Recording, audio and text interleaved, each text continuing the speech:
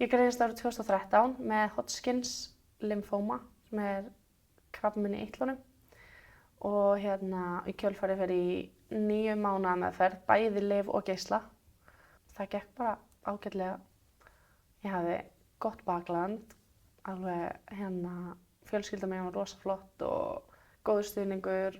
Það var alveg sjokk að greinast með krabbamein 20 ára og lífið breyttist náttúrulega í rauninni frekar mikið. Ég var í háskólanum og það var líka mjög mikið áfall fyrir þau að ég greinist með krabbamein. Það var enginn að búast við því að vera 20 ára og heyra á sér með krabbamein.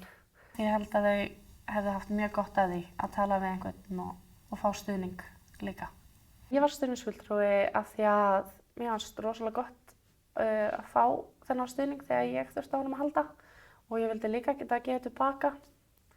Ég hafði eiginlega ekki hitt neitt sem hefði fengið krabbamein áður. Það var mjög gott að spjalla hlutina og fá að heyra reynsluna frá stuðningsfulltrúanum og við gátum borið saman bækur okkar og talaði ýmislegt sem ég gat ekki talað við neinn annan, þannig séð. Og svo gott að tala við einhvern sem skildi nákvæmlega hvað maður var að ganga í gegnum. Þetta var mikil lífsreynsla. Ég sá hvað ég hef góða að og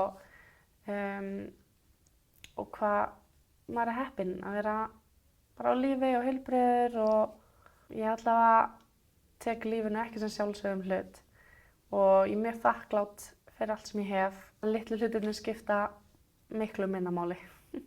Mér finnst æðislegt að vera stuðningsfulltrúi. Svo gott að geta hjálpað öðrum og deilt minni reynslu. Já, það finnst svo gott að fá svör við bara spurningum sem þau fá ekki beint, kannski hjá læknum eða þora ekki að spyrja eða þora ekki að tala það við kannski foreldra sína eða eitthvað svona. Þá finnst þeim gott að geta tala við mig þá ýmislegt sem að ég skil frekar en kannski foreldrar eða einhverjir sem hafa ekki greinst. Svo finnst mér líka bara mjög gaman að kynnast nýju fólki.